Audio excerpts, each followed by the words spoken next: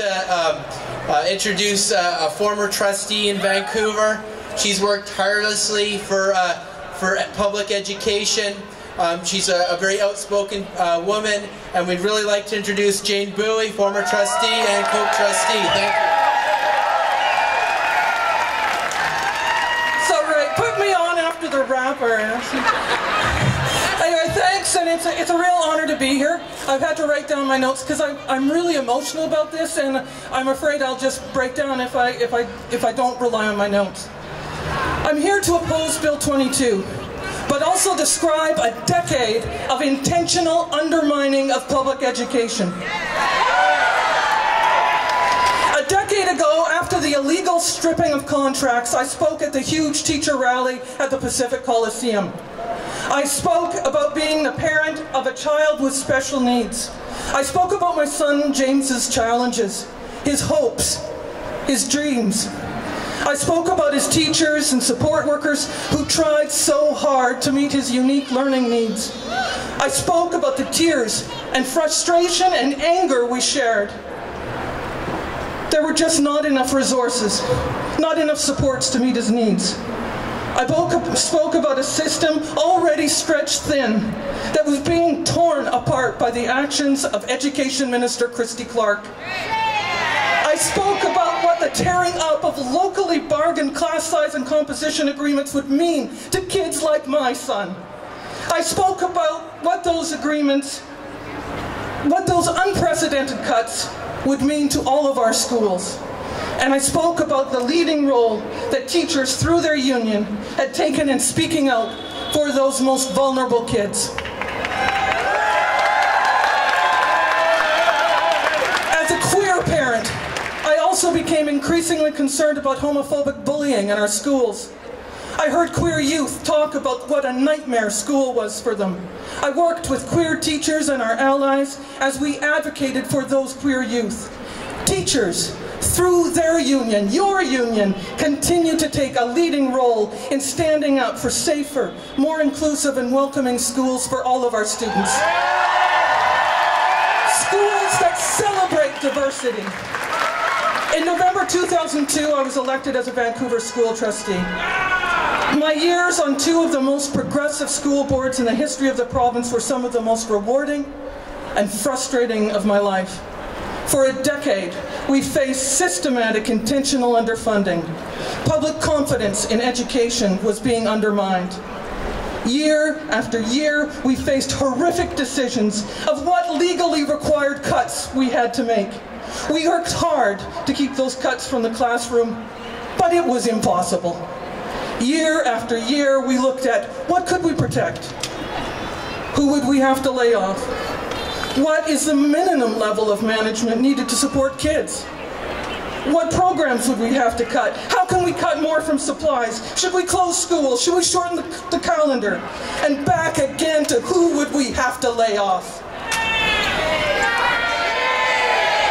Every year we discuss with the community, should we break the law? Should we refuse to cut a cutback budget?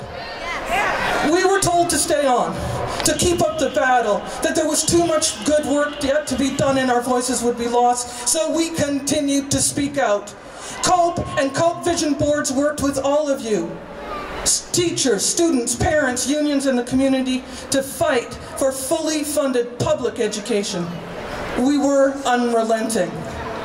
We took on the province. Sometimes we won, so cuts were less than expected, and in one year, 2005, we actually won additional funding. Together, we were able to do some amazing work. We were not alone. Progressive trustees around the province also spoke out. Progressive boards in Vancouver have called for free and fair collective bargaining, pointed out the limitations of the net zero mandate, opposed the provocative actions of the employer. The current Vision Board calls for an independent mediation, and COPE trustee Alan Wong recently reiterated his support for free and fair collective bargaining. Progressive trustees across BC continue to join with teachers, students, parents, other unions and the community to fight for public education. We may not always all agree, but together we are a powerful force.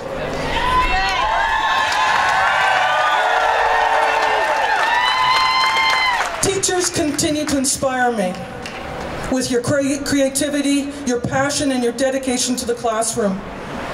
In Vancouver, together with the Aboriginal community leading the way, teachers, trustees, and families are improving Aboriginal education.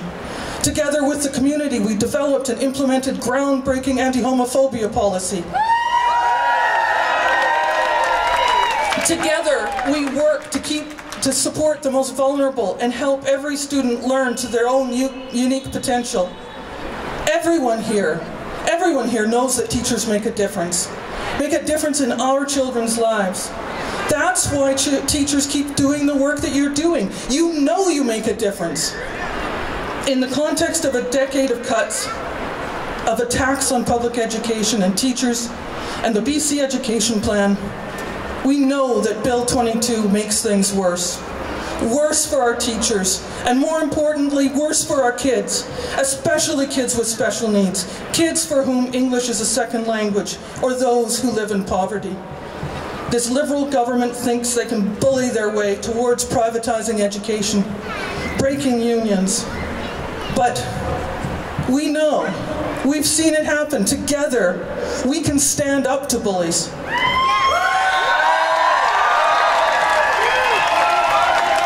Together with the community, and thanks to the leadership of the BCTF, I believe we will win fully funded public education, fully funded public schools that truly meet the unique learning needs of every child.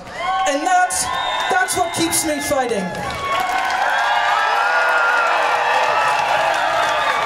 So to end with, let's go back to that slogan. Kill Bill 22! Kill Bill 22!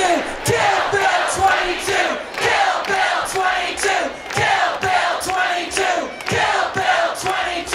Kill Bill 22!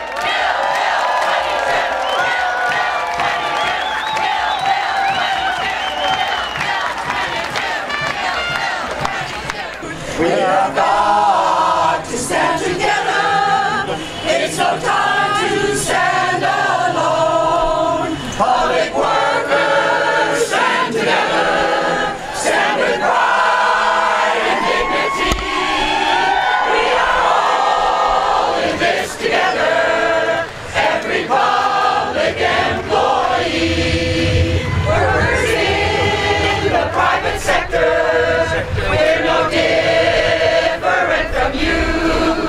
We work hard to feed our families, pay our rent and taxes too. It doesn't matter who we work for, we're all workers just the same. But